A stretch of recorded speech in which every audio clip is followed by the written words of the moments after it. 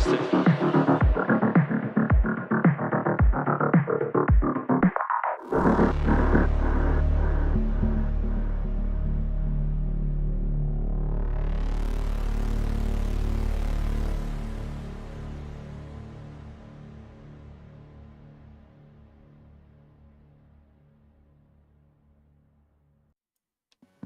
Good evening, ladies and gentlemen, and welcome to League Racing TV here for the rerun of round number 2 at Australia here in F2 for the Esports Masters League. My name is, of course, Michael Edwards, going to be taking you through the action, and joined alongside me, he is the veteran here in F2. It is Scott. How are you doing, Scott? Not too bad, mate, not too bad. Yep, we're back here in Australia, round 2, technically round 5, I suppose, in this way. And let's pray that there's no issues like we've seen in Australia and, of course, in Qatar last week. Hopefully a nice, uneventful race for us. And our debut commentary outing together here, Michael. Yeah, absolutely. And, what a track to go racing at. Of course, the Melbourne Grand Prix circuit first appeared in 1996. A 5.3 kilometre circuit in length. And, of course, that infamous turn 9, turn 10, fast left, right. So tricky to get done right, and obviously it does provide a lot of overtaking opportunities, especially with the DRS on the run into turn 9. But will we be seeing a lot of side-by-side action for there? Oh, you'd like to hope so, of course. 4 DRS zones around this circuit. 1 in the start-finish straight, 1 in the exit of 2 down towards 3 in the first sector, 1 at the end of the second sector, like you said, in that run to 9 and 10, and then 1 in the exit again, down from 10 to 11. Double DRS, you can get the move in the first one, you can try and pull away in the second one, and it could see the DRS trains that we get, that lead car constantly being overtaken by P2, and that's when the battles happen, getting spiced up a little bit as that lead car maybe gets swamped by a couple of drivers behind, and maybe a couple of drivers getting some nice exits through those tricky left-right-handers, and right-left-handers, of course, of 1 and 2, and yeah, hopefully a nice spicy race here down under in Australia ahead of us tonight, mate. Yeah, and of course, before we jump in, let's have a look at the driver lineup here for tonight as we bring that up. So CPI coming here with KGAT and Luke, and obviously KGAT, a very quick driver, so they're coming strong for Australia is the CPI team.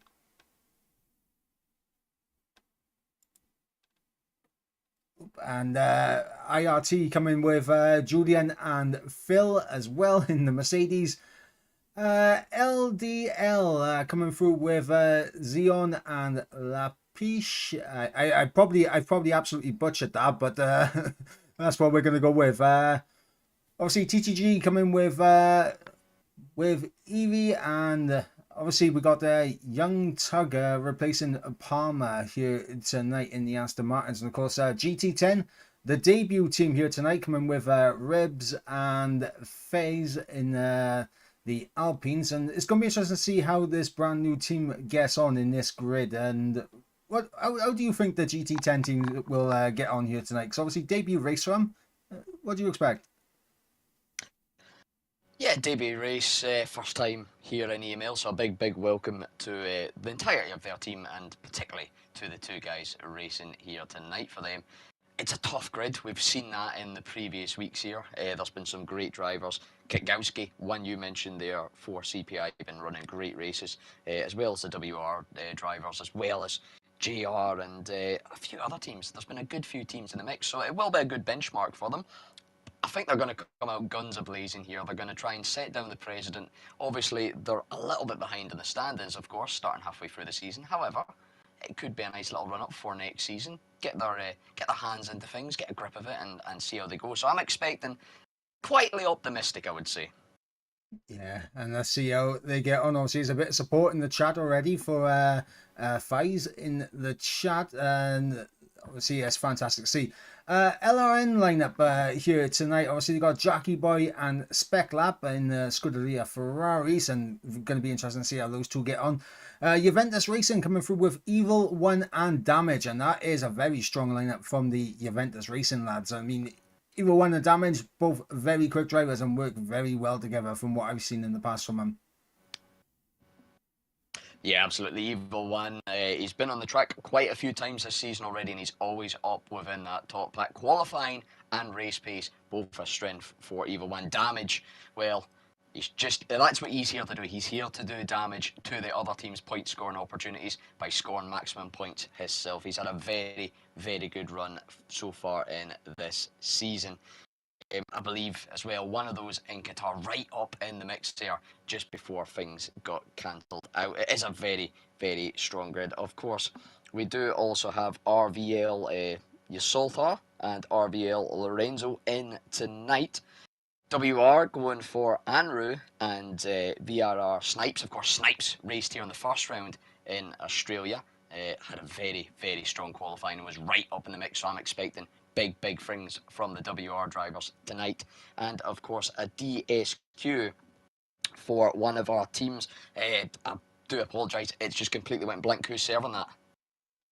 Yeah, I think they had a double qualifying ban, but I don't think they fielded a team out here for tonight. That's Legacy Pit Lane, who unfortunately unable to get onto the grid here tonight, which is unfortunate. It means that we will be starting with 18 drivers instead of a full grid of 20. But obviously, before we actually jump into qualifying, obviously, let's have a little look at the standings and see how things are looking. Because of course, after 4 rounds.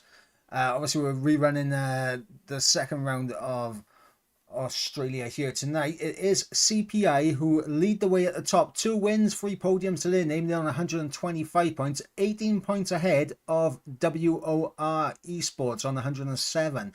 Very close at the top. Obviously, IRT Esports currently in third on 94 points.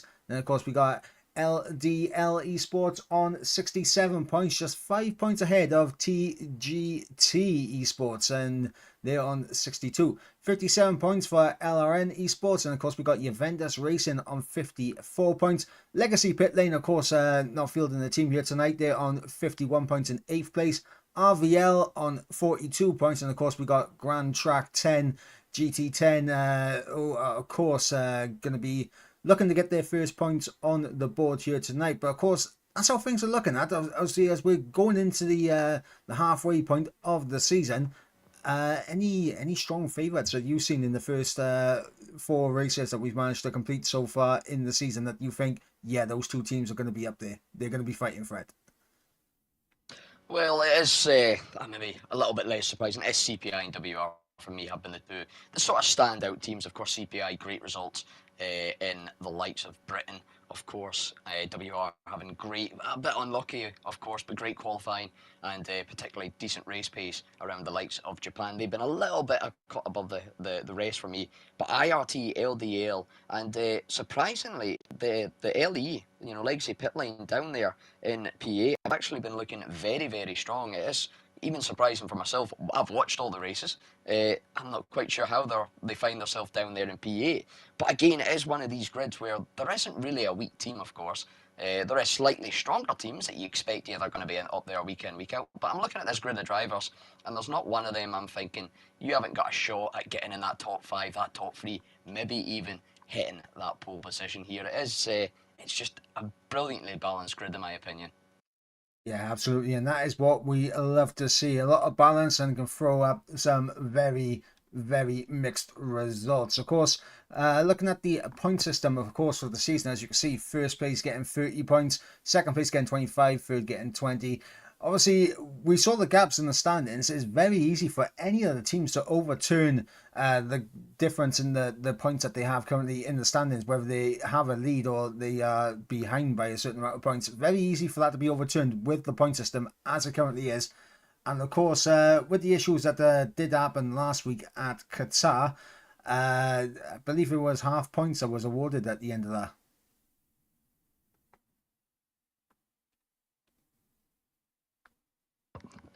Apologies, I was on mute there. Half point awarded in Qatar. Try not to give you any background noise while you're doing your thing there, mate. But yeah, half point awarded. Not quite sure exactly what lap it was taken from, of course, but it was taken just before the PSN mass outage issues that we had ongoing last week. So it was actually IRT with Serial Nathan JB taking that top spot. LRN in P2 with Thomas, and WR with Snipes, who's on this grid tonight, picking up that P3. It was a little bit dramatic filled Qatar race in the short section we've seen, and you know, some of the teams would be very disappointed with the half points that they got. There were a lot of good drivers running a lot of good races. However, I think we are all good and ready to go for the first cars out and on track here in Australia tonight, mate. And fingers crossed, none of the previous outages hit us again. Yeah, absolutely. So I think there's no better opportunity now but to jump on over to the action out on track, as I believe the first man out on track is Damage, if I'm remembering correctly. So let's jump on board with Damage, and he'll be taking us on a full lap here of Australia once he gets around to start his flying lap. A lot of cars going out quite early, which is always good to see. Make sure you get a nice early bank on the board. And obviously around this track, how important is it to get a nice early time in? Oh, it's absolutely crucial, of course. Getting that banker in, it can, without being on track, it can make or break your session. Track limits, of course, are a thing here in Australia. It can be very, very easy to use too much of those curbs, too much of those little runoff areas, and completely invalidate your run. Of course, as well, there is a few tricky traction zones where you get a little bit too eager, you get a little bit trigger happy, and the rear end can go all shades of Sunday. And it really, really can spoil it. You get that banker down, it builds that confidence, and we can see some of these guys go for some mighty fine push laps. It should shape up to be an interesting 18 minutes ahead of us. I think the first car then crossing the line about to start their lap is going to be the WR driver of Snipes. I believe was up in the pole position, maybe the top three at worst on the first outing here in Australia. Yep, Snipes is on a lap up ahead. I'm going to stay on board with Damage as he comes through turns 1 and 2 right now. DRS wide open as he runs down in towards turn number 3.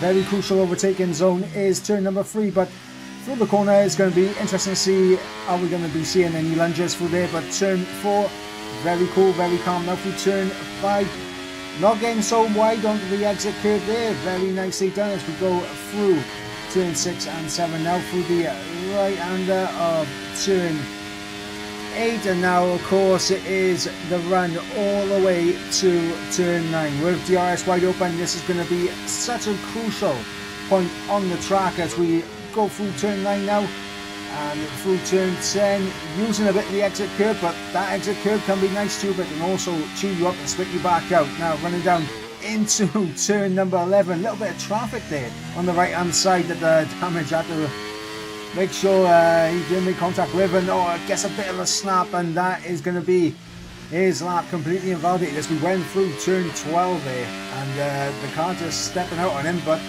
across the line as Eve gets a 5-place grid penalty for a collision with Evo 1, but Phil there, provisional time of a 1:16.8, and it looks like Snipes also had an invalid run as well. Yeah, Snipes caught that very early on. It was actually on the exit of through 1 and 2, invalidating that lap very, very early on. Philip, the second car running through, managed to get a clean lap in, and surprisingly, LDL with quite a few cars in between himself and Philip.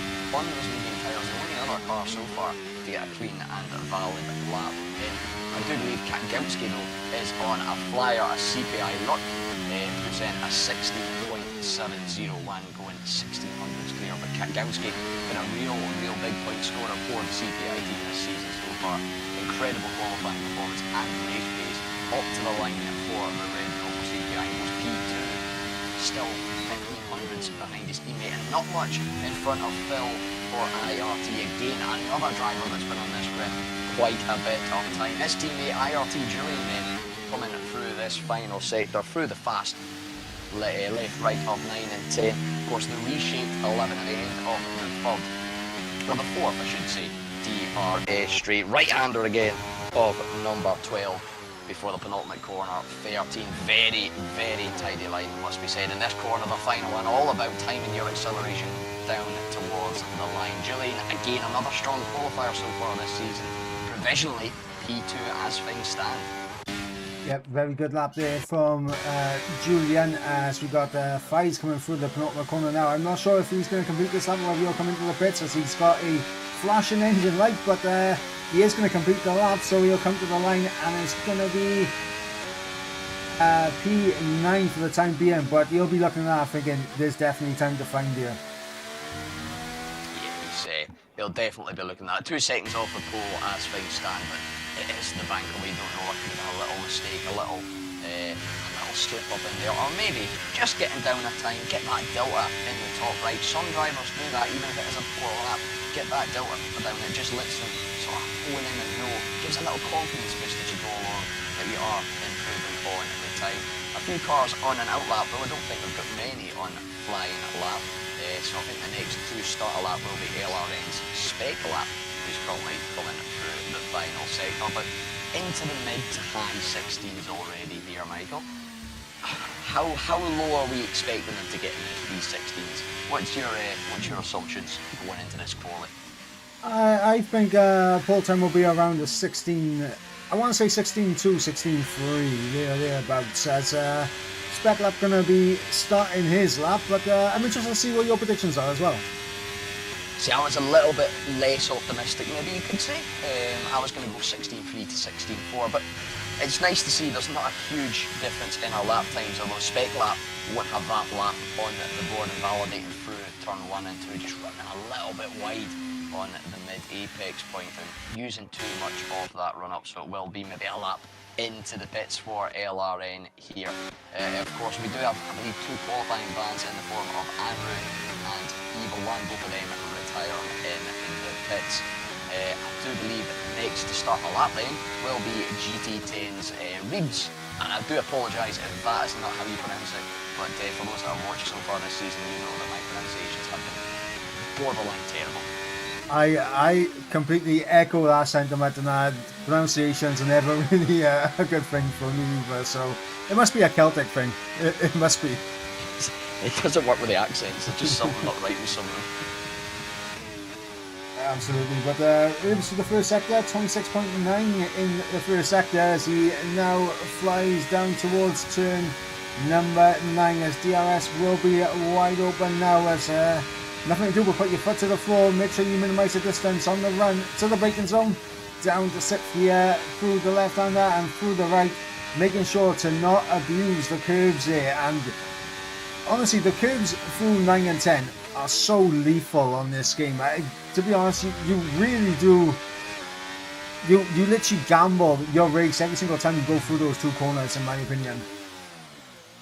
Yeah, it can be so tricky and so particularly on heavy fuel or cold tyres, or if we get a little bit of wet conditions in, it is, like you say, a gamble into your hands. GT10 Reeves though, up into P5, showing a bit more promise for the team on their debut here. Still, mind you, 8 tenths off the pole time, but for the first lap of the day for the driver, you'd be pretty confident that, knowing, like you say, there's maybe a bit more time in it. Damage, I believe, is just starting through the first sector on what will be effectively their second run after, of course, invalidating that first run. What's the first sector time going to be for Damage? Again, another very strong driver, just into the 26.599s. Now, I'm not 100% sure, but I think we're on for a good lap here.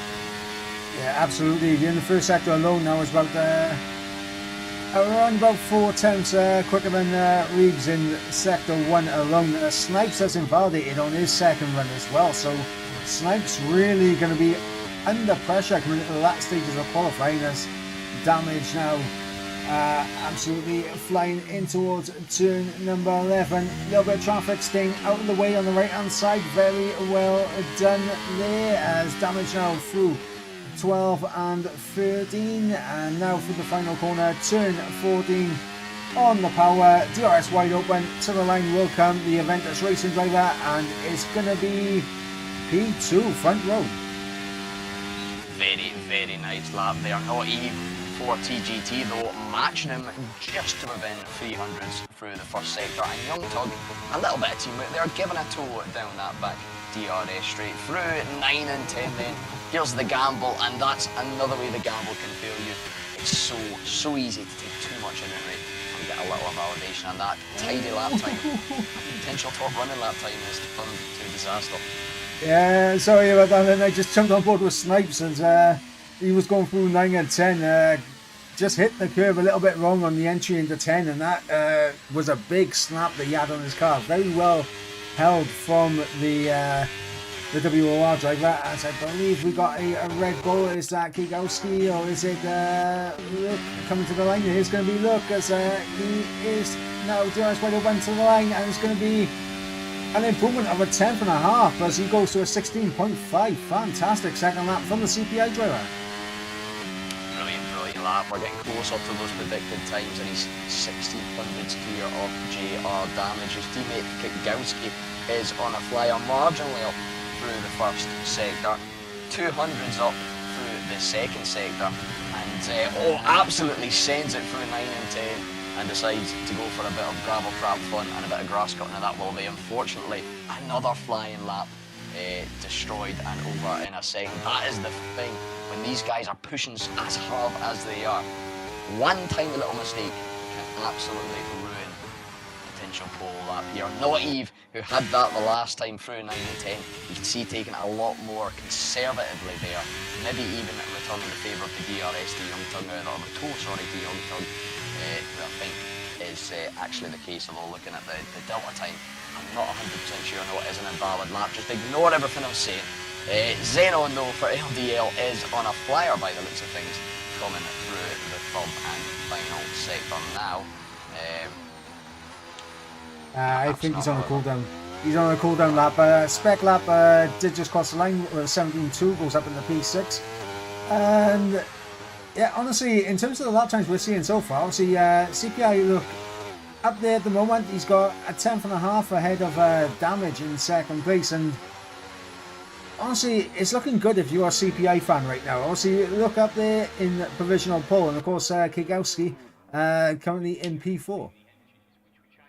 Yeah, P1 and P4. It's been a sort of trademark of the CPI team this season. They've had very, very strong teamwork, and our team positions, I should say, in qualification, and our race strategy works out as we have a big moment there from LVL Lorenzo, or RVL, sorry, Lorenzo, coming through 9 and 10, just overcooked it through the right-hander of 10, running on that curb and sending him off into the wall on the right-hand side, and that is qualifying over for the RVL driver, the first to be claimed by the wall. Hopefully, for every driver's sake, he is the last, but it just shows you how tricky that can be, because again, that was another quick lap incoming. Yeah, absolutely, and of course Lorenzo's not going to be happy with that. He definitely would have wanted more laps to kind of get acclimatized to this track, but as normally is the case, sometimes it is better just to get that mistake out of the way in qualifying than it happened in the race. Oh, definitely. At least qualifying. Best he's going to start now is 12, but that is not the evening over. There is potential. Maybe it's a learning exercise as well. Of course, we are in quality trim. The cars are a lot lighter. They're on the softer tyre, which we're not going to see as, or we're not as likely to see, I should say, in race trim. So there is a bit more incentive just to push it through. But you never know, if we get to a stage later on in the race where everybody is jump onto softs. It's a little bit of a learning opportunity that you maybe just can't push that hard. But it will still be disappointing. 4 minutes left on the clock in this qualifying session, however. Final runs should be coming out. It looks as if IRP Julian, currently in P3 with a 16.798, only needs just under 900s, of course, or just bang on 900s, I should say, to make up into P2. But IRT, another team like that, CPI, currently in P3, currently in P5, strong qualifying pace once again, and will be looking to challenge the CPI, the JRs, and the WRs, who surprisingly again one of a quality bandit. Snipes a little bit out of position here. Yep, Snipes yet to get a lap time on the board. Same with Eve as well, down there in 17th and 18th. Massive pressure on both of those drivers to get on the board and get themselves a good qualifying lap. But Julian now going to get underway for his next run, and he's currently in P3. Will he manage to get himself ahead of damage? Can he challenge CPI look though? As we go into turn number 1, keeps it all valid through 2, and DRS wide open now on the run down in towards turn number 3. Breaking just around about 100 meters out there as we go through 3 and 4 now into turn number 5. Yellow flags are out, as I believe that was potentially Snipes getting out of the way of a car in the middle sector there. Yeah, I believe it. I believe it was Snipes getting out of the way of phase the GT10 driver. Snipes looking to get this a lap nice and clean and on the final run. But Julian now on that run up to 9 and 10, getting a nice bit of a tow from Phil LP03 as Julian looks to keep it clean, and that is almost as good as you can get it through there, keeping enough of the curb to extend the track as far as you can without spinning and without invalidating. 3 corners between the IRT driver now and what could be a potential pole position here in Australia. Of course, there's plenty of other cars out on track looking to challenge as he gets a little bit loose there. I think that was a slight bit of a lock-up through the penultimate corner, runs deep through the final corner, doesn't get an invalidation, however, up to the line, and obviously with that little spin won't improve. And with the ERS so very low, it's going to be unlikely to get another lap in. Kwiatkowski in P4 is not improving through the first sector, just about to come up to the second sector split just before turn number 9. Just about matching that 16.855, so maybe with a bit of a push here through the final sector could line up a potential CPI 1-2. Yeah, and it was very good through 9 and 10 there for Kwiatkowski. Obviously a lot better than the previous lap where he just go a little bit deep into turn 9. But this time he seems to have got nailed down, but let's see if he can find the time in the final sector. Get himself onto the front row. DRS wide open, to the line will come Kwiatkowski, and it is a front row. It's a front row lockout right now for CPI. 600s ahead of JR Damage, who's on a lap. Also, Phil LP on a lap. Looks to be set in purple sector 2s. We'll see if that's a true reflection or just the game. Like has to be optimistic here. But IRT, Julian was on for a potential run at it until that mistake in the second to last corner. Could Phil LP make the redeeming quality here for IRT? Rounds this fight, second to last corner, sorry. One left, the final corner. Get that nose in, get that throttle down, and get that rear wing open as he comes up to the line here to set the final run for IRT in qualifying. Only jumps his teammate, only just under 2/10 of that pole position. A really, really tight top 6 here. Yeah, absolutely, and I can't lie. I mean, I've only just noticed this, but Snipes has somehow managed to split the 2 CPI drivers out of nowhere on his one and only run that he was able to get in. Didn't even realise he was coming around to set a lap. I would have been right on board with Snipes, and that just goes to show the quality. One run to put everything on the line, and straight in there, that is what is a provisional P2 and splitting that CPI. JR Damage though, marginally up on the previous time of a 16.71, does jump ahead of Kwiatkowski and just 5 thousandths behind of Snipes. I believe next up to the line is going to be CPI, not trying to extend that lead, and looks like it does, but the lap time not been valid. I could be wrong there. Lapiche then up to the line, goes P7 as we got a spin in the background. I think that is GT10 phase. As we got Eve to the line, first and only lap that he can get through up to P7, knocks Lapiche down into P8. I think that will be us for qualifying. Phil into the pits, and that is us for qualifying here in Australia. CPI taking the top spot once again with a 1 and 4. WR back up there in the mix despite only having one driver in the fight. And JR Damage pulling the flag for JR. Again, another team with only one driver in the flight. IRT will be happy with that of a 5 and 6. TGT up in P7 with not Eve. LDL with Lapiche in P8 with Spec Lap sandwiching with his teammate Jackie Boy, the other LDL driver, 9, 10 and 11.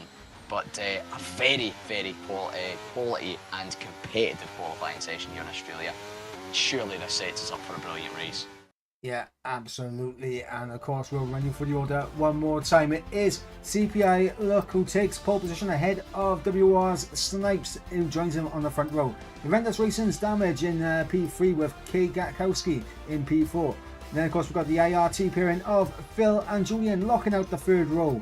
Then of course we've got TGT, not Eve, in P7 with Lapiche in P8, Spec Lap in P9 and Xeon rounding out the top 10. Jackie Boy in P11 with Ribs in P12, Young Tug in 13th, Lorenzo in 14th, Figs in 15th, Salter in 17th, Andrew and Evil One, of course, serving their qualifying bans. But I did notice a 5-place good job for Not Eve. Yeah, seems to be the bit of info I'm getting is Evil One making contact with Not Eve, and I believe Evil One just done an outlap to serve that qualifying ban. Not Eve just maybe misinterpreting the actions of the car and coming together. It is a legitimate 5-place grid penalty by the seams of things, sees the TGT driver, dropping down to P12. However, still a solid qualifying result, buoyed on a little bit with that P7 pace, and you know, sometimes it gives you that little bit extra to fight for. We'll wait and see. All dry here at the start though, Michael. It's not always that way, however, it looks to be, to begin with, tyre strategies could be a huge impact tonight. Yeah, absolutely. And of course, it is all dry here in Australia, and definitely going to be an interesting one in terms of the race itself. I mean, it does look a little bit overcast in the sky in the distance, so maybe the possibility of changeable conditions possibly coming in the race at some point. We'll have to wait and see. It's never out of the equation, you know. Australia, as much as it's known for its sun and its hot weather, when it rains, it can absolutely pour down here. Yeah, absolutely. As we're waiting for the drivers to get the setups and everything ready, just a quick reminder of the standings here coming into tonight. It is CPI Esports who lead the way on 125 points. WR Esports in second, 107. 18 points separating the top two teams. And of course, we've got IRT Esports, 31 points off CPI. They're currently in P3 on 94 points. Then we've got LDL Esports on 67 points. 62 points for TGT Esports. LRN Esports on 57 points. So a nice little 5 points separating 6th and 5 points separating 7th. But it looks like we are actually going to go straight into the 5 red lights right now. So quickly back over to the action. And lights out. And we are underway here in Australia. On the way, lights out on the run down to turn 1. We've seen some incidents here before, but some very clean race starts. And to be fair, most of the front pack making it through without any damage or anything untoward. Kagowski up into P3, getting the jump on JR Damage. The IR2 drivers holding 5 and 6, but a brilliant start for LDL, jumping LRN at this early page. Not Eve swapping positions with their teammate Youngton, but also picking up a 3-second time penalty already on this first lap here, coming through the first sector. FaZe getting the jump on Andrew through the tail end of the first sector, now losing out to Evil One. It's swapping and switching already, and we're only halfway through the first lap here. We are in for an exhilarating Grand Prix, I say. Yeah, Evil One getting through on first there, so is Andrew as well, as he had a little peek down the inside of Evil One into turn 9 and 10. Not a very ideal overtaking opportunity, turn 9, but can be done if you get far enough alongside. Looks like Evil One though already down the inside of Ribs as well, so getting the moves done on both GT10 drivers early on, and GT10 on their debut getting a little bit swamped right now by the WOR driver and Juventus Racing driver. Yeah, we know how quick these teams can be, and of course stuck down the back of the grid, they're going to look and try to claw through the grid as quick as they possibly can. Both of them cars starting on the hard, a fairly even mix throughout the grid. The Evil One getting very racy there, having a little look on Young Tug down into turn 1, had to eventually just back out and cede that position, not doing anything too crazy at this early stage. No real big gaps forming on the initial part. Of course, DRS not going to come in for another couple laps here. That's when we'll see some real overtaking that start to develop. But overall, a very good start. Nobody completely out of the equation. Nobody having a horrendous or a brilliant start. Evil One the best of the bunch. 5 positions gained for him. Lorenzo dropping down for us. Andrew gets the move on Reeves on the run down to turn number 9. Salter getting the jump on FaZe along a similar position, and these 4 coming through fairly close together through that infamous 9 and 10. Yeah, Evil One looking at Young Tug here, trying to get this move done into turn 11. Down the inside goes the Juventus Racing driver, and it could be job done, but Young Tug gets good traction on the outside there, but yeah, the inside line is just going to prevail there for Evil One. Up in the P12 goes the Juventus Racing driver. on a mighty charge is Evil One. He knows he's got the pace to compete with the best at the front of this grid and looking to make an early stamp in it. Young Tug, however, gonna try and stick with him, of course. If the car in front can make moves, maybe he can just follow him on through, and he is getting pretty close, it must be said, on that run down to turn one. Of course, the mediums versus the hards going to be a little bit of a pace advantage for our medium runners early doors here. And Young Tug, he could have maybe had a think about it, but he's being very, very sensible because he's seeing how much Evil One is closing up to the back of Spec Lab. Not even picking up a second 3-second time penalty within 3 laps here. I'm not sure if that's some kind of track limits issue or if just really, really pushing the limits, trying to maximise the pace and going a little bit too far. Further up the grid though, LDL's in on it.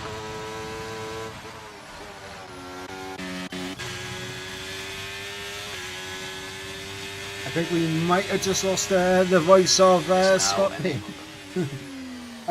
Scott, I think you lagged a bit then, but I didn't hear your voice at all. All right. Hopefully it's not. Hopefully it's just me to you connection. I think the race looks all right, but hopefully it's just peer-to-peer connection here. Just rattle on without me if you need to, mate. Yeah, Jackie Boy getting through on the peach there.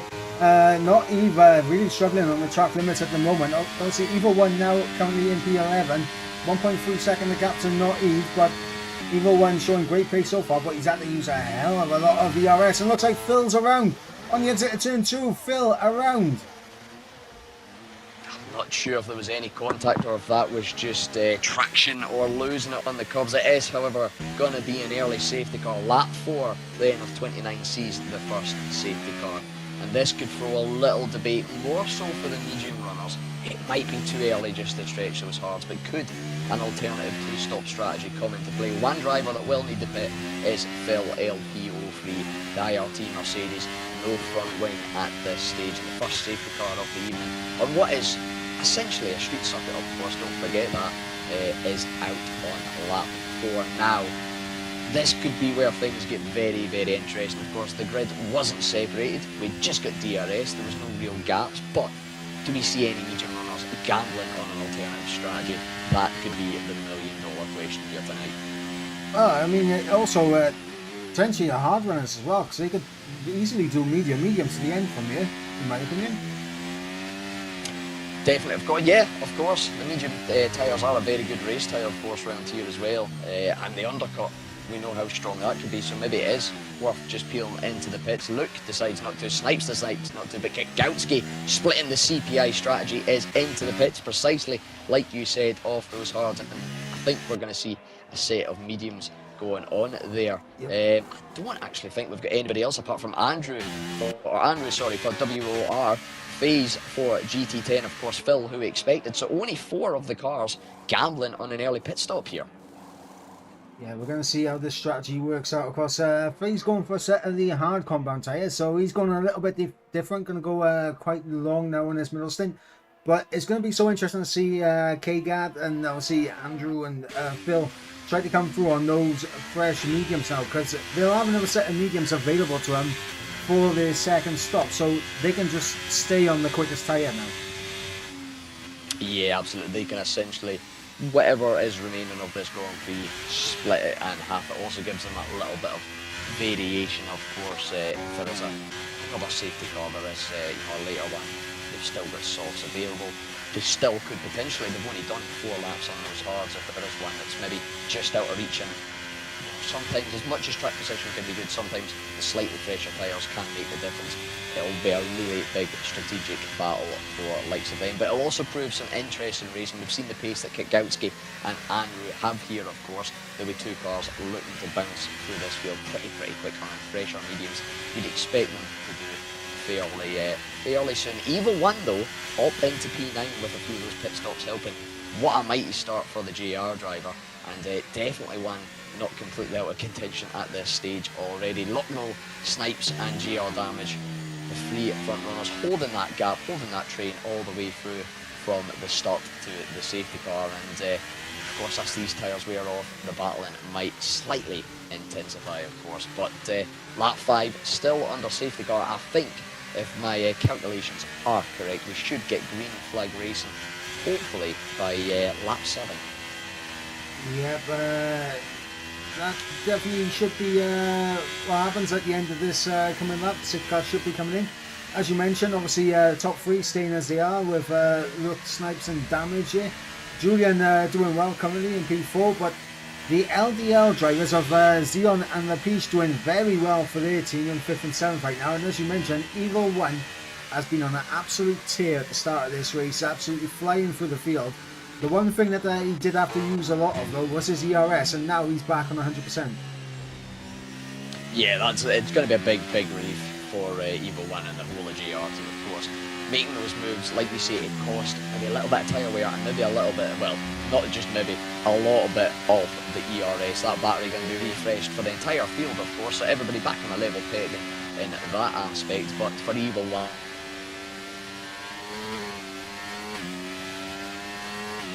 say an effective percentage wise, a effective number value, so benefiting in that scenario, and definitely one to keep an eye on. LDL, like we say, a brilliant racing so far for them, 5th and 7th. Both cars showing pretty good pace, it must be said. There wasn't any big gaps developing, so it's not out of the realms of possibility for them to challenge those top 4 that we've seen, the top 4 teams as well we've seen, of course, last week and the weeks before in Belgium. It was generally the CPI, the WR, the JR and the IRT drivers that were up in the mix. But LDL just maybe thinking we've got a chance of mixing with these quote-unquote big boys, and we'll see very shortly here, because Michael, it is going to be safety car in this lap.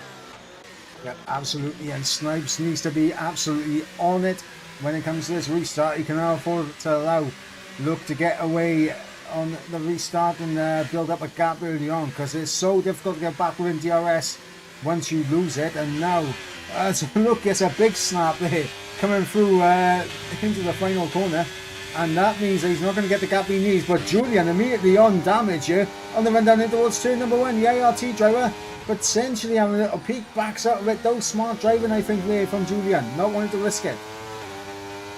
Yeah, got a very exit from the final corner. Another driver who did that was Gautsky, getting the run on Lorenzo, who runs a little bit wide, just maybe leaving a bit too much space.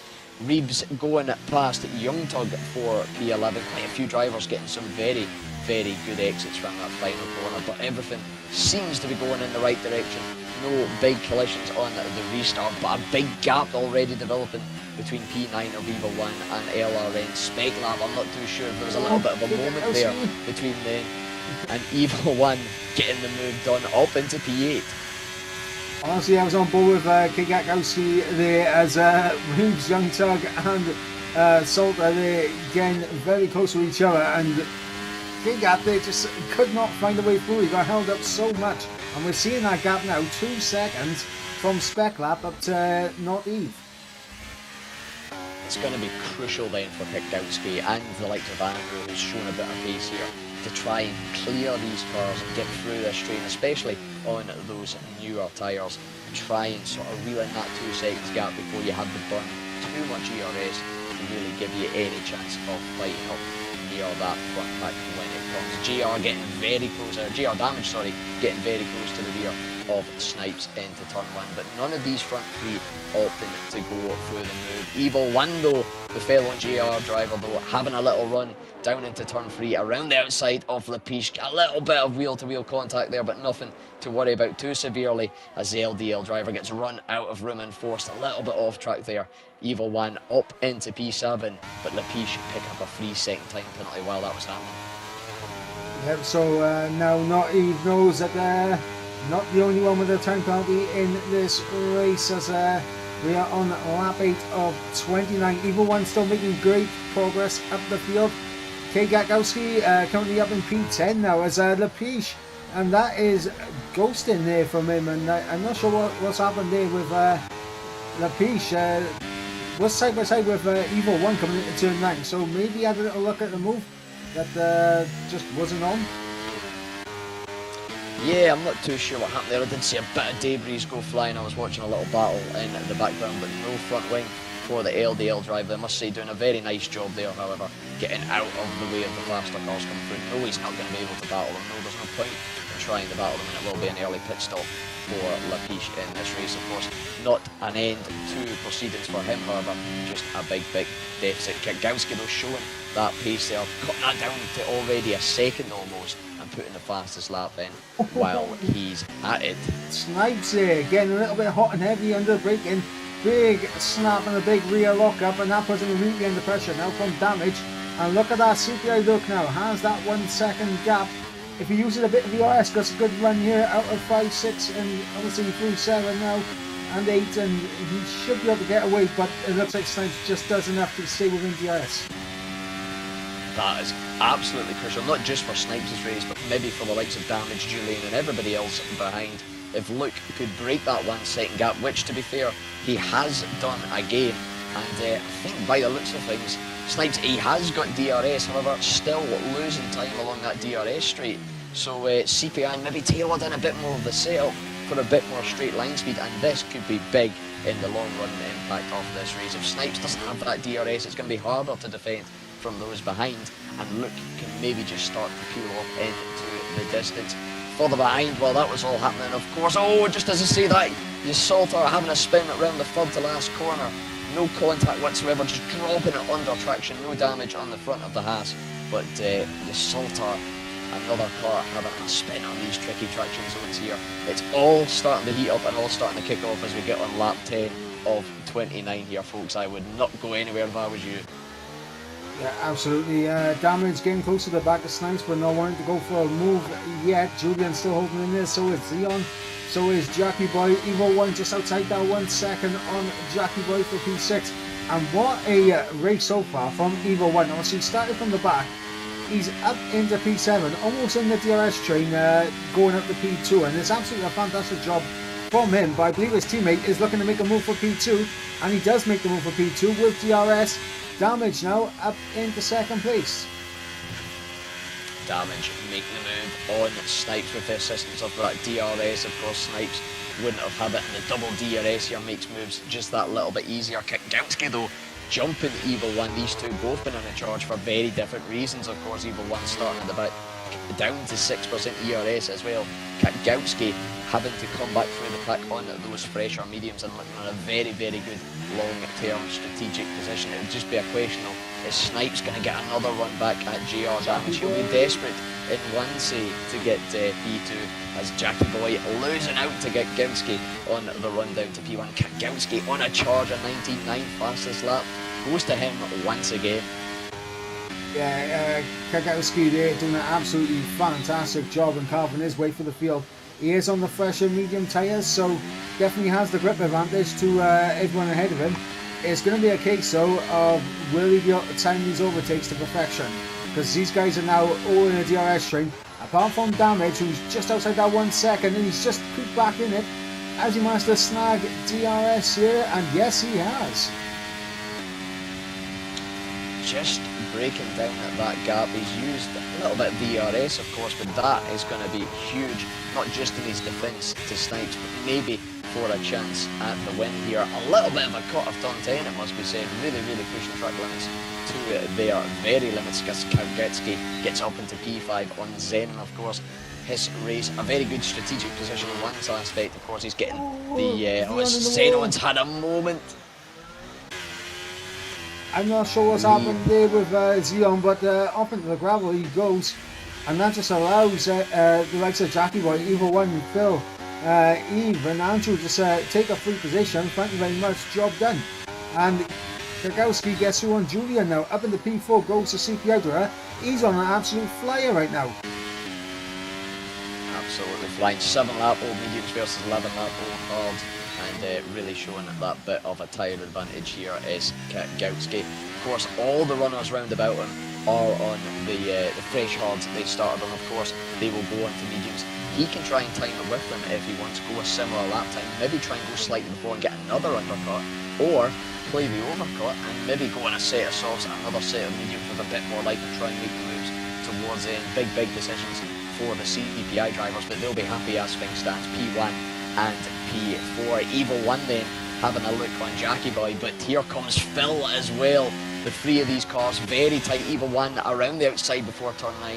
Phil has a little look, but thinks better of it, and probably the smart thing there, because he will have DRS now once again. Young Tug picking up a 3-second time penalty to add to his troubles, and Phil getting past Jackie Boy. That just shows the strength of the double DRS here, Michael. Yeah, absolutely. As Phil makes the moves, gets himself up in the P7 now on the back of Evo 1. However, look at Kate Gakowski over the back of Snipes here for the final spot on the podium. As he switches to the right, then switches to the left, trying to look for a way through on the Alfa Romeo up ahead, but no way through so far. It looks like Damage gets a little bit of a shaky exit through turn 2, and that could allow Snipes to potentially have a look here. No, he's going to sit in behind. And the top 4 now starting to bunch up, and we're starting to see maybe a little bit of pressure creeping in for some of them. Yeah, absolutely. All 4 cars within a second of each other. That is incredible spacing. The fellow WR driver of Andrew there is in a lockdown battle with Naive and Jackie Boy, trying to find a way these fresher cars, but the opportunity just not arising despite having a little bit more pace, it seems. Just can't seem to get the move done. But jumping back to that front pack, Snipes, Damage and Luke getting all very close together as Evo 1 loses out to Phil LP. There's racing left, right and centre here, Michael. I don't know how we're going to keep up. See how they look down the inside, switches to the outside in the braking zone, and they are side by side. Looks like Kagowski does get through on Snipes. Getting the move done. CPI up into 1-3, further behind Jackie Boy, not Eve, having a bit of a coming together. I was about to say they had the exact same overtake happening further down, but a little bit of contact through that third to last corner, and something's happened to Snipes through the final corner here. Seems to have lost it under traction. There's yellow flags, and I'm not too sure what's happened there. Andrew slowing down. There's wing damage to him. I think he made contact in the rear of Jackie Boy. Yeah, potentially, as Andrew there falling back through the field, and seeing no front wing for the WOR driver. It's absolutely been a horror story for WOR here tonight, as Snipes goes well down the order, and of course you got Andrew, and it looks like he's gone around again, as Snipes is around again on the exit of turn 4 and absolutely falling down the order again. It's they had a little bit of bad luck in Japan. WOR, they always come in with very strong qualifying pace, and it seems a bit of bad luck creeping in here once again in Australia. Snipes with a couple of spins, Andrew with a bit of contact causing damage to that front wing, but Kakgowski and CPI having the complete opposite bit of luck here, 1 and 3 on the alternative strategies, but they're joined by JR Damage and Julian, of course, two very pacey drivers who are definitely not going to make it easy as FaZe and Reeves for GT10 getting past Andrew at the final sector. But Kakgowski having a look on Damage, having more than a look, it must be said, getting well clear even with Damage having the DRS from CPI look, and this could pose some big team issues here. Does Luck try and just hold it up, be that rear gunner and let the fresher mediums run off into the distance, or do they play each other pretty well and try and support each other all the way to the pit stops? Of course, they can't put the same lap because of that double stack. CPI got a bit of thinking to do in the long run, however. It's not a bad bit of thinking to have to do. Yeah, but I think with CPI, obviously they're bound to have an engineer in there giving them information. They'll know that the teams around them also have that same issue where they have to make a decision on who's going to pit first, because all the teams around do need a double stack. Of course, IRT with Julian and Phil in 4th and 5th, and of course Damage and Evil 1 in 3rd and 6th. There's not a huge amount of gaps here separating them, but look at that, Kakgowski up into the race lead on those medium tyres, and look, going to settle down for B2. Look, like I say, just having to settle in behind his teammate of Kakgowski. Of course, DRS train going on here, so maybe it is a bit of just, if we can keep at the front of this train, you overtake me, then I'll overtake you. It'll keep the others behind. But Julian deciding to pull the trigger on the undercut, coming in at 14 laps on these hard tyres, and well, there'll be 15 laps, of course, technically speaking. Did finish the lap just with the position of the Mercedes pit box on the fresh mediums. Going to try and take them towards the end of this Grand Prix. And Jackie Boy also into the pits. A bold call, it must be said, onto the softs. Yeah, very bold indeed from Jackie Boy. I'm not sure whether those softs will work for him. I mean, he'll definitely be rapid for at least the next 5 laps, but the drop off on the softs is absolutely massive. The deeper into the race that we do go. Yeah, absolutely. He's going to be flying in these initial few laps, but after them, like you say, the drop off so quick. You have to really make hay while the sun shines with them. A little update on what's happened with Andrew, and I believe a couple other drivers as well, as GR Damage picks up a 3-second time penalty for multiple track warnings. There is a known glitch here around Australia. I don't know if you know about it, Michael, but on the final corner, certain lines can force the car just to suddenly stop, and that is what I seen, and I don't know if you picked up, be happening between the Ferrari of, I believe, Jackie Boy and Andrew. So it's a classic Codemasters glitch where a certain line, maybe running a bit wide, just stops the car dead in its tracks and causing a bit of bother here tonight. Phil LP into the pits after 11 laps on those mediums. A good recovery drive despite that spin, it must be said, and another set of mediums to the end for him. But the front three still very tight together, and this battle going to rage on all the way. But yeah, interesting to see what happens with Jackie Boy on those sauce. Yeah, absolutely. Both JR drivers staying out there, both CPI drivers staying out there, both IRT drivers have come in and brought a fresh set of boots. And now Julian and Phil need to absolutely bolt now on their outlaps. Of course, Julian doing well. He has a 2.5 second gap to Phil in behind him, which I think he has extended that gap quite a bit. Kigakowski again overtaken by Rook again. Of course, these two are just going to trade the position. They're not going to fight each other because they're in a very good spot right now as a team in CPI. But one of them is going to get left out, because you imagine Damage will have priority in the pit stop phase over Evil One. Yeah, you would think so. Particularly, the lead car typically is the one with the priority. CPI, I imagine, will do the same. Of course, it makes sense from a strategic point of view. Kikowski not going to have the same drop off. I've been looking at the leader gap for IRT Julian as Luke and Evil One, like we say, what's the Evil One instead of Damage, apologies, coming into the pits. Julian was making a bit of inroads partway through the track and losing it in others, so maybe not getting the undercut he would have quite liked, but we'll get a good ID here as the IRT driver comes up to the line. Of course, Luke and Evil One coming out of the pits. He is ahead of Evil One, but remains behind Luke, even with that 2-lap undercut, though this CPI driver going to be on colder tyres here. Yep, cold tyres, and Snipes is out of this race. Safety car, he's lost it on turn 2. Snipes into the wall and the exit off turn 2, and that is, it must be a little bit frustration for Luke, for Julian, for Phil, just having pit. Of course, they've lost a good bit of time, not much in the way of positions, of course, because they had a nice little bit of a lead out front, but you must be rubbing your hands here for CPI. They've got a good chance here. They can get both cars on fresh mediums that should go to the end. The likes of IRT in a very similar position, but the question remains, of course, lap 18 safety car comes out. We're going to serve lap 19 under the safety car, so the earliest we're going to get going is lap 20. Does anybody try 9 laps on the softs towards the Grand Prix? Well, we're going to have to wait and see. Kigakowski into the pits, so is Damage, and I believe we'll see everyone on set of the hards often come into the pits now as well.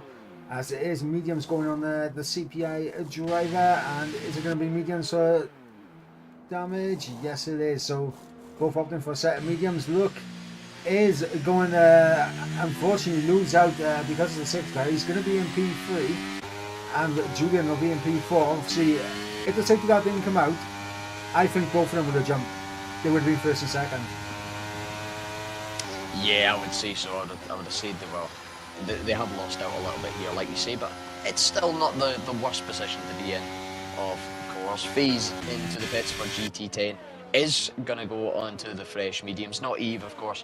2 laps on those mediums staying out. Jackie Boy, interestingly, going to stay out and try and stretch those softs a little bit. And the other TGT driver of Young Fog has gambled for the softs, as has Lapiche, and as has Xenon as well, although Xenon coming into the pits despite just putting the fresh set on, so maybe just looking for an extra lap or 2 freshness. But I believe likes of Lorenzo, yes, has stayed out, Andrew has stayed out, and this could be a really really tantalising end to the Grand Prix. We're going to have around about 9 laps left of the race, of course, and a mix of slightly used mediums, brand new mediums, slightly used softs, and brand new softs. 4 effective different tyre pacings, and with 17 drivers still in this race, anything could happen from here on out. Yeah, and of course, concerning lap 19 of 29, I don't know about you, but shall we have a look at the penalty situation right now? Definitely, they are slowly starting to stack up here. No pit lane penalties, of course, this evening, Michael, but plenty of 3 seconds going about. Yep, absolutely. 3 seconds for damage, 9 seconds for Eve, 6 seconds for Spec Lap, and of course 3 seconds for Young Thug, Lapiche, Rebs, and of course Xeon down there in 17th place.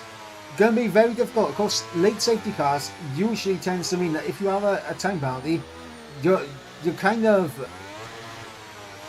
out of getting a fantastic result in that sense, because you're just going to be falling back for the order at the end of the race. Yeah, that's it. It's not too late that it's at the realms of possibility for some of these cars to gain maybe a 3-second advantage, but it does bring because of course the whole pack gets regrouped, gets reconcerted together into this single train. It's really a lot harder to gain that 3 seconds again. You're effectively got 9 seconds to try and just bolt as far up the road as you can. And that can sometimes lead to drivers just getting maybe a little bit aggressive, of course, trying to push harder, and that can also breed the track limits and the warnings coming in, which can add to the penalty worries. Not Eve and Spec Lab, the biggest losers here, of course, with the 9 and 6.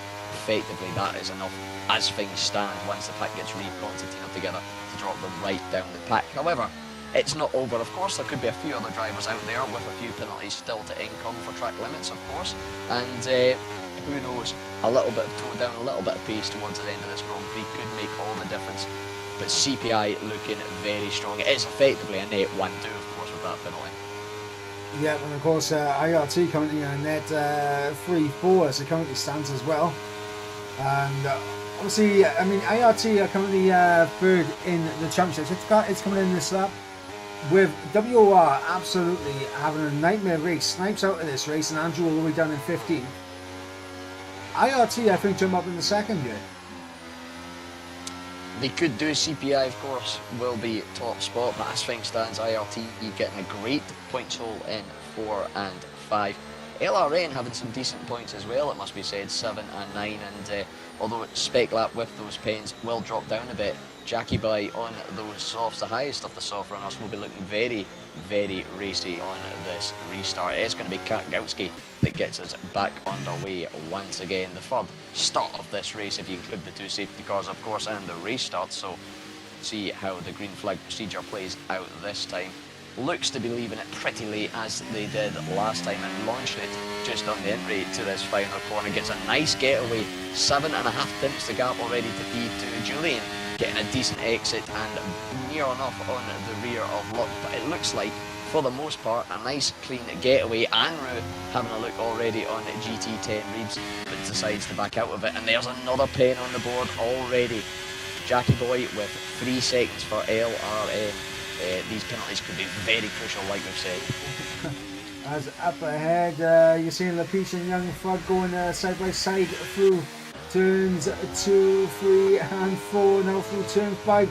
Young Thug on the inside, that's dangerous on that inside curve there, but Young Thug able to hold on to it as you had Andrew and Rebs there side by side as well in behind. These guys in the midfield battling for position, trying to get themselves in a good spot to potentially jump some of these guys on penalties. Fives for GT10 doing a good job up in P10 right now, so GT10 and P10. And I really like it when symmetry happens like that. Spec Lap with another penalty. Damage now into the lead of the race. Gets through on K. Gagowski. And both CPI drivers are now behind the Aventus Racing driver. Yeah, GR Damage, he's got to try and pull as much ground on the rest of the pack as he can. That might not be enough to pull 1 and 2, but you'll be looking further behind him. If there's a race engineer in his ear, he could think, you know, they get in a constant update. You're currently net P4, net P5, net P6. He'll be looking to get those numbers as low as possible and then gaps as big as possible to compensate for those penalties. Like you say, GT10 5's having a great race on the debut here for the team, currently in P10, net P7, as his teammate gets the move on LDL Xenon, who's run wide through turn 1 and 2. The Saltar gets a 3-second penalty, having to take avoiding action for the McLaren. And I think as well getting a legal overtake, letting the McLaren back on through. Reeves and Lorenzo battling out through turn 4, and GT10 up into P10 and P14 as things stand. No real gaps developing as things stand though. The top 9 a little bit distant from the top 10. It looks as if we're going to develop into 2 DRS trains here.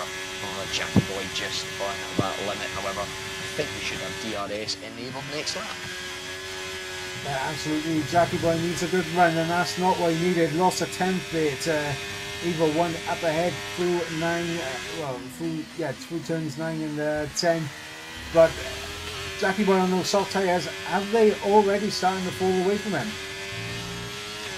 They may be 6 laps old, of course. That's not a true reality.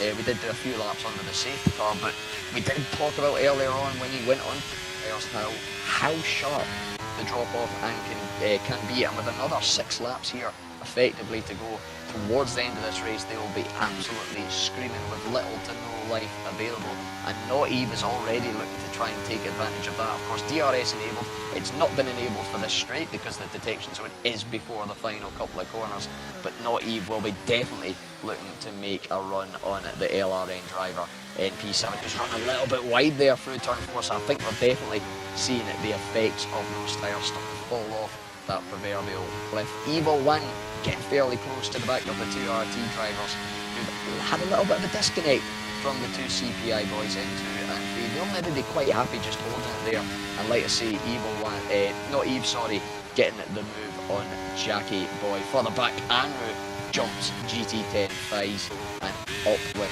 that DRS into 9 and 10 into P12, and with 5 cars in front of him with penalties, it could be a bit of a redeemer as Evil 1 gets past Julian again with that DRS into turn number 10.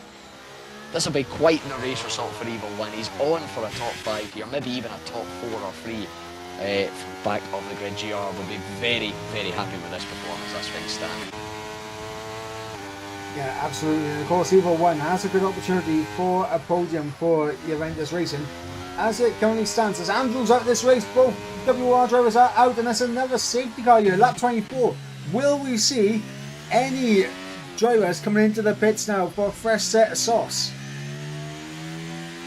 It's a big, big gamble. I think Jackie Boy might just have to, although it gives a chance to stretch out those softs. Everybody within that top 6, top 7, of course, they're on 5 to 8 lap old mediums. They've done a few laps under safety cars, so there is going to be plenty of life in these medium tyres. However, we've all seen it before when somebody rolls the dice and goes for the late soft, just how much pace they have in 2 to 3 laps, which is effectively all we're going to have left here. It's going to be a mighty quick sprint towards the end, and it's disaster for the likes of GR Damage, the likes of Not Eve, and everybody else on penalties here. We're starting to maybe build some gaps. Another total reset. Lap 25 is going to be under safety car, and it's likely 26 or 27 we're going to get green flag racing. 3 to 4 lap sprint to the end. Oh, if I was them, I would think, let's roll the dice, let's put on some softs and have some fun. If I got a time penalty right now, I'm 100% rolling the dice. I'm putting on a fresh set of boots by here because realistically, you're going to lose time regardless because of the everyone getting bunched up. Why not see if you can come back through and potentially take a few more positions as Julian's into the pits, and Julian the only one going into the pits right now of the Lapiche sticks out, Young Thug sticks out. Jackie Boy gets a drive-through penalty for speeding under the safety car, and that is heartbreak because if he doesn't serve that by the end of the race, that's a 20-second time penalty, so he's effectively out of it. Yeah, it does, and of course with this late safety car there is no chance of another coming out and allowing for him to regroup once he's served it. Interestingly, only 2 drivers rolling the dice, and it's Julian and Lorenzo. Julian, of course, was running up in P4, P5 alongside his teammate Phil. Maybe expecting more to come into the pits. It is going to be 3 or 4 laps, to the sprint at the end, so these softs are going to be in a very, very optimal range for operating, especially compared to the slightly more wear tyres in front. However, to get back into the position you are, you need to make 10 overtakes. That is, of course, assisted by, well, just a few drivers, it must be said, having penalties in front. However, it's this stage of the Grand Prix, Michael, where everything is to play for, and there's not going to be the same inch maybe given, so that could also make things a little bit trickier for Julian. But I am really surprised at that only 2 drivers into the pits. Yeah, absolutely, and honestly, it's 2 drivers without penalties as well. I thought if you would have had a penalty, it would have made more sense to come in, because it gives you a better chance of trying to get something extra out of this race. But yeah, I mean, Damage going to stay out and I'll risk it. Obviously, right now, I mean, Damage does kind of hold on to P5, and that's if 5's, doesn't get closer in that 3-second window. But considering the amount of cars in front of him, I think he will just be outside that 3 second. Julian, it's going to be interesting. So what he needs to do is overtake 5's, and he'll jump everyone ahead of him on penalties. Yeah, right enough, of course. If he can get past 5's, he's on for effectively a net P6, net P7 as things stand. Lorenzo making, I would probably say, a very good call, of course, was down near the back end. And again, in a very similar position. Effectively, you could say it's a potential net 8 as things stand for him. And Damage, yeah, a big call there. P5 is likely the lowest he could go as things stand. And maybe just hoping, maybe just thinking, he's got a bit of pace here, stretch it out and try and maybe stretch that gap to the likes of Phil, maybe Luke, maybe even his teammate Evil One, of course. We'll wait and see how that plays out, but I believe we are fully reconstituted as a grid here, 16 cars all tightly packed together, and it will be coming in this lap if I am correct in my assumptions of how the physics engines work within this game, and that should give us a tasty 3-lap sprint to the end here. Yep, 3 laps and obviously 1 DRS activation zone for the remainder of this race, and it's from turn 8 down to turn 9, and of course the exit at 10 all the way down to 11, so that'll be the only DRS overtaking opportunity. Everything else will have to be done on straight line speed and ERS management. But the safety car is in this lap. Damage, it's going to be interesting to see what role he plays here, because of course he could potentially try and back up both CPI drivers and Phil into Evil One to try and get him up the order. Yeah, there could be a bit of team play there in that aspect, knowing that he is, regardless, likely going to drop behind these 4 behind him. But when one of them is his teammate, like you say, maybe back up the 3 behind, give Evil One an opportunity and demonstrate some more of that pace that he's shown throughout the green flag stints so far. Of course, and there is the bit of team game as well from CPI. Like you say, that 1 DRS zone, or the 1 double DRS zone, going to be all we have, could be crucial. But we're back to green flag racing now as JR Damage gets us underway here for the final time, Michael, on the run down to turn 1. All of them coming one by one, and it is effectively a sprint to the end here. Who will win? We'll find out very, very short. Yeah, absolutely. As Spec Lap overtakes Jackie Boy, who moves out the way. You've got Julian trying to make his way up the order. Zion and Rebs side by side into turn 3. The McLaren and the Alpine, they're getting a little bit too close to each other. Look at Julian getting absolutely bogged down in behind him, and he's trying to find a little bit of space. Yep, has to back out of that there, Julian does, and fortunately avoids catastrophe, because that could have ended absolutely horribly for him. As again, Zion and Rebs still battling it out, and there we go, Julian through up into P13, but he has a lot of time now ahead of him. And Phil looks like he's been battling with Evil One a little bit too much, because he lost massively off the back of the top 3.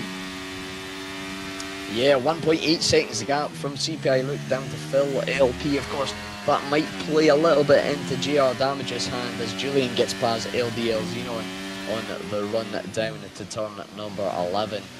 He's only got the next car interesting up is 5's, and if he can make that move and maybe a couple more, of course the gap's starting to fill out a bit, could potentially make a hunt for P6. Fastest laps flying in at left, right and centre, and Evil One very close to the rear of Phil LP, not close enough to decide to make a move here. Maybe a little bit of DRS checking going on, but Phil dropping quite a bit away from this top 3, and as things stand, CPI looking in a very, very safe and strong position. Still a lap and a half to go. Anything can happen in racing, however. Yeah, all it takes is for one little small lapse of judgment. Just because we're at the end of the race doesn't mean the attention span should drop now. But as they currently stand, I think Damage might just have done enough to get away from Phil to have that 3-second gap. So right now, Damage is on a podium. It could be a Juventus Racing 3-4 here. Absolutely, if Evil One can get the jump on Phil, like you say, the gap enough for Damage to fall down to P3, maybe P4, but I think he'll be quite happy taking P4 if he knows his teammates in P3, but that all relies on Evil One getting this move on Phil LP. He'll be defending for his life and praying that Julian can make a move up through this field. On to the final lap, we're about to go here, Michael, in Australia. It's going to be just, I believe, I'd say 13 corners separating us and the winner from this Grand Prix. CPI in a very strong position. Phil going to be battling for potential P4 as things stands with Evil One, as there's a bit of shake-up down through the back. I think Jackie Boy into the pits, that'll be Julian for around the that outside of Lapiche, and absolutely fantastic move there from the ART driver. Around the outside at turn 1 on the LDL driver, Julian up in the P9, and honestly, he needs to get himself ahead of Young Thug here because he has a 3-second gap to spec lap up ahead and he needs to get within time penalty distance. Evil One all over the back of Phil now for that what should be P4, because obviously they have fallen away from that top 3. CPI right now currently taking away maximum points here, 56 points, sorry, with the fastest lap, because that was taken by CPI. Look here, unless Julian could potentially snag that away on those soft tyres. We'll have to wait and see as Spec Lap tries to get through on Eve at the end of this race around the outside in turn 11. Eve, all contact between the pair. But Eve holds on as we go to the top now as Damage around the final corner will take the victory out on track, but that penalty will drop it off the top step. It's going to be a CPI 1-2, maximum points for CPI Esports. Kate Gatkowski in the race win, and of course CPI Look joins him in P2, and of course Damage and Evil One there P3 and P4. Julian does get P6 in the end with the time penalties and fives. Brilliant result there for GT10 in their debut, straight up into P7 for one of their drivers. Fantastic for them. They'll be happy with that. Absolute cracking result on this very competitive grid. Phil losing out on the run down to turn 9 to Evil One, securing that P3 and 4 for the pair there. But what a cracking race. And interesting enough, it was a 1, 2, 3, 4, 5, 6 for our 3 highs finishing between teams, of course, in the form of CPI, JR and IRT. They were coming 2 by 2 by 2. But what a race they delivered for us here, Michael. Yeah, absolutely. As you mentioned, 2 by 2, it was exactly like Noah's Ark, right back in the days. But it is CPI with a 1-2, maximum points for CPI as well, because CPI Look taking the fastest lap as well. I don't think I saw anyone break it, so 56 points accumulated by CPI, and with the nearest rivals in WOR coming in tonight, both drivers DNFing, huge advantage for CPI now at the halfway point. Yeah, absolutely. They were, of course, 18 points clear going into this race, and with those 56 piling on tonight, that's just going to exaggerate that gap even more. IRT, though, should be up into a firm P2 as things stand with that 5 and 6. And JR, of course, trying to just remember where exactly they are. They are P7, 71 points adrift, but a solid 3-4. That'll pull them up the rankings a little bit. And although CPI going to be a bit clear at the top, that battle 2, 3, 4, 5 going to be very, very, very tight. A big shout out though to GT10 getting P7 and P15. Double points finish for the drivers on their debut, and a nice little confidence booster for them. Going into the next round next Wednesday, of course. Yeah, of course. Obviously, I ran out of time before I could read out the final results there, but I just quickly gone down to the bottom. I will get up the stream so we can run you through it one more time, but it was, of course, as I got an advert coming up on YouTube. You hate to see it, you really do, but it is absolute heartbreak to see the advert there. But yeah, there was the points coming in tonight, and as you can see, CPI definitely have absolutely grown that gap dramatically. Of course, they were 31 points ahead of IRT coming into tonight. That gap has been extended as well. And I can run you through the order now as I have it up on stream. So it is KGAT who takes the victory with CPI Luke in second place. CPI 1-2, maximum points for the CPI Esports team.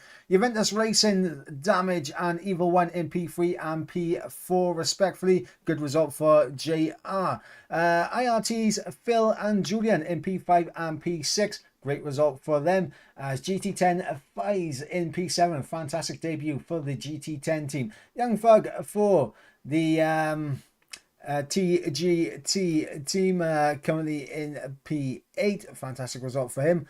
LDL Lapiche in P9 with Not Eve rounding out the top 10. So a good result there for TGT as well. Obviously two double top 10 result for them.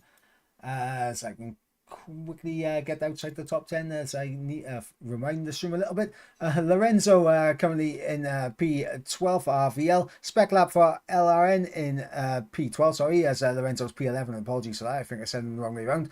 LDR Xeon in 13th, and of course RVL Salter in 14th. And 15th we have Reeves for GT10, and of course Jackie Boy says he's a lap down. I believe that he potentially might have DNF just before the line. So, I mean, I know he crashed crossing the line. I think they might have classified him as a DNF instead of him crossing the line. But Jackie Boy there in 16th, and of course our two non-finishers, both WOR drivers in Andrew and of course Snipes as well. And of course, next week, obviously round number 6, we head to Austria, and obviously Austria, fantastic track. How are you looking forward to that round next? I genuinely think, and not just in here on F2, in F1, F2 and the Academy, this could be the race of the season.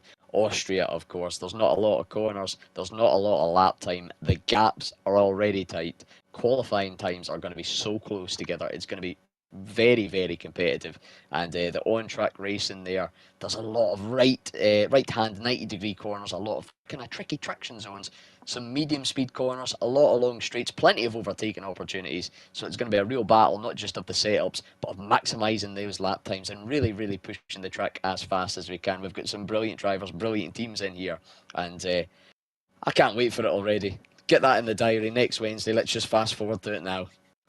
Yeah, and of course, after Austria, we do go to Zandvoort for round number 7, Brazil for round number 8, Imola for round number 9, and of course to Las Vegas for the season finale. And of course, those next 5 races are going to come quick and fast, and we're going to see who's going to be coming out on top in all the tiers, not only F1, but of course F2, and of course the Academy tier as well. But I know next week, you should be back with Lesty next week, so you should be back to your regularly scheduled F2 commentary lineup. I know we've missed Lesty here tonight, and hopefully he'll be back next week. But honestly, I reckon that was a very, very good race from all the drivers out there tonight. Nothing too hectic as well. Didn't see too many desperate lunges at the end, which is fantastic to see, because when it's late in the race and you get a late safety car like that can happen so easy.